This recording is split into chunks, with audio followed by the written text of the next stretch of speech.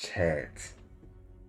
First, before I even say hello or any introductions, I apologize for not uploading for such a long time. I got busy, then my editing software started messing up. But we're big now, and that's the most important part.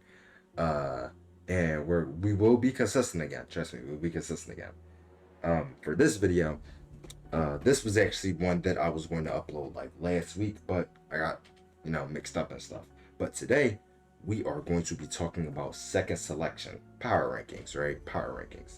The strongest players in second selection. Now, I didn't grab every single player from second selection in the main story of Bluelock and episode Nagi, but I did grab the most relevant players.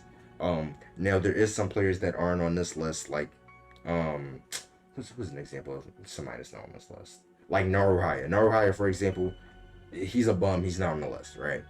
But we do have 16 players that I have ranked, right? And the first few are the weakest players. I'll give like a short explanation on why they're there, and then I'll move on. And then once we get to the higher players, I'll start giving a change scale of why they're above the next spot, right? So with the number 16 spot, we have Kunigami, right? Kunigami, really physically dominant player. His biggest issues was the fact that he got knocked out fast and was barely able to really shine.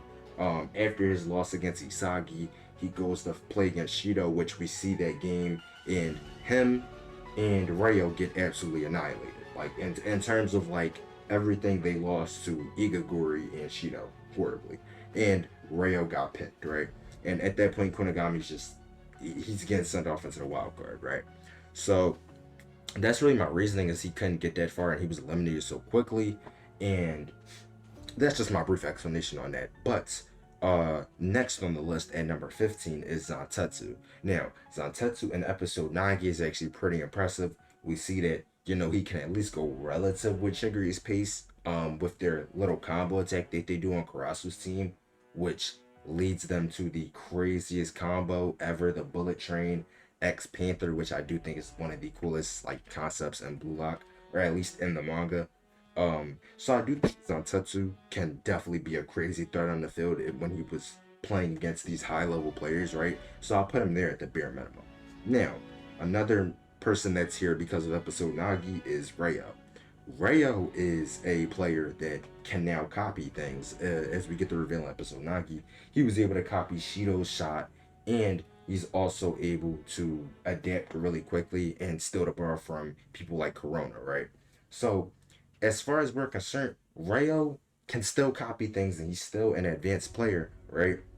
But the people above him on the list have way more feats besides like just Ryo scoring an open goal with Shido's abilities. But I would put Ryo over Zantetsu and Kunigami for sure. Definitely has way more feats.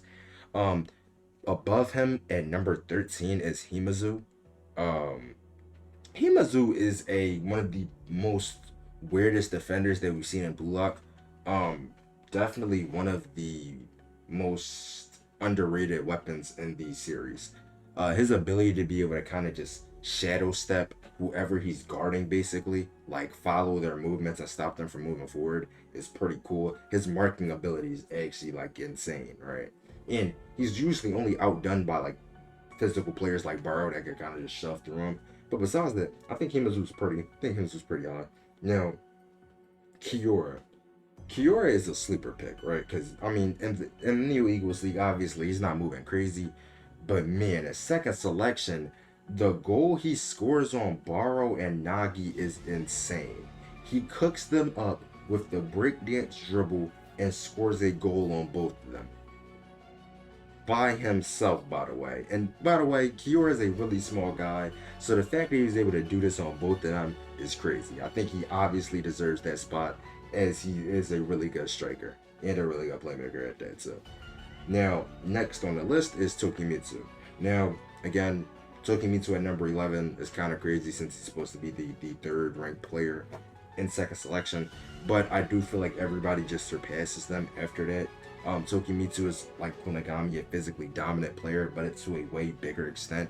His acceleration, his stamina, and his strength are just next level. That's his talent, just way above anybody on the list. I feel like he can bulldoze anybody beneath him just strictly off the fact that his physicality is on a different level. The reason I have everybody else above him that I'm about to name is due to the fact that I think that they can outplay Tokimitsu now, even with his crazy physicality. I think that they can get around it with their own specs, right? Now, Ryu is number 10 on the list in the top 10. Ryu is a great defender and also a great striker as well. His headers are almost damn near unstoppable to just defend against. And on top of that, his long legs can pretty much like make it really hard to stop his shots when he can literally reach his leg around and still shoot like he does on Isagi, right? So I think Ryu was like always been better and has like a better field IQ to be able to outplay Tokimitsu, and he was ranked number 2, so I feel like he's still better now, right? So at number 9 we have Chigiri.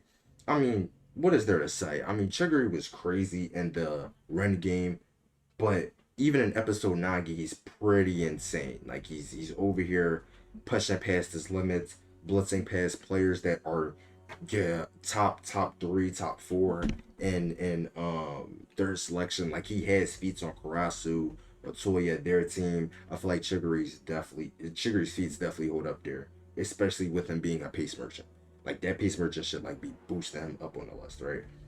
Now, next we have Batra. There's really nothing to say. I mean, Batra in second selection, after he awakened, he was absolutely able to just dominate the field and annihilate Chigiri, Baro, and Nagi at the same time while they are triple teaming him. I feel like that earns him enough at this high of a spot.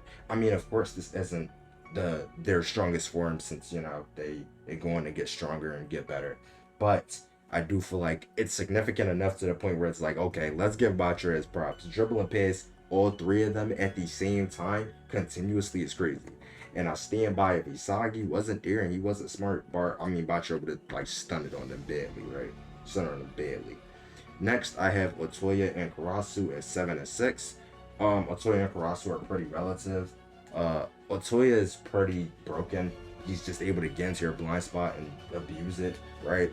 And I just think that his speed is also pretty insane when it comes to being up here, and his striking ability is also pretty crazy, right? I feel like his feats in that game alone, where like when he jumped on Karasu's back and just shot the ball, is crazy. And as for Karasu, his ball control and his ball keeping ability and his just physicality in general and his field IQ put him here for sure.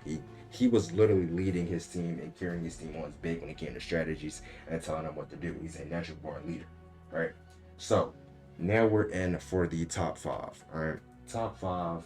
We have Baro to start us off at the 5. Baro could have definitely went.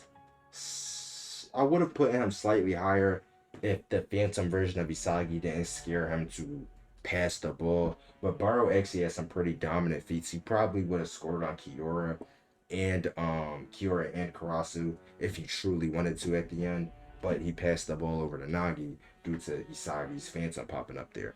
But Baro did so happen to cook them on that last play, so I do feel like he'd be over both of them, of course, right? So Baro is also relative to the next 2 I'm about to name, in my personal opinion, right? So Isagi is next, right? Isagi's number 4. Isagi throughout the entire second selection improves at an incredible rate and adapts to almost everything. His field IQ and his direct shot are amazing. His spatial awareness is great, right? But the reason why I don't have him above the next 3 is because they just continue to get better and just outplay him and just have way better feats to go off of. Now, number 3 is episode Nagi's version of Nagi, right? Nagi, even in the main story and second selection, is pretty OP, since he is still able to beat Ren with the second stage revolver, which he clears the hell out of him on and makes him get serious, and was the turning point in that entire match. And in episode Nagi, he just continues to dominate and annihilate these players back and forth that are incredible, and in third selection ranked like second and third and fourth, right? So I feel like Nagi is incredible, at least as far as we're talking about episode Nagi terms, because I'm counting that into.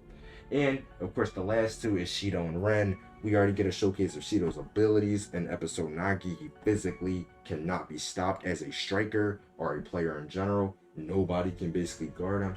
And on top of that, we have Ren being the number one player. Honestly, what is there to say? He has the perfect kicking accuracy, and he's just been showcased to be the smartest player in the field. His spatial awareness and his physical abilities are beyond insane, right? He's basically a better version of Isagi, better physicals, better shot. Um, he isn't smarter than Isagi, but he's smart enough to and be better than Isagi due to the fact that his physicals and his shooting abilities and his dribbling and all of that just go way past Isagi's, skills, right? So that's pretty much my top 16 list for second selection at least. I feel like it's pretty solid. I don't think I really left any loopholes. I mean, if you want to say people like Kunagami and Zantetsu are switchable, that's cool. I don't really care. But you can leave your comments down. Of course, I'll respond to them all and like them. But I am back and I will try and start uploading daily again. And I will see you guys in the next one. Peace.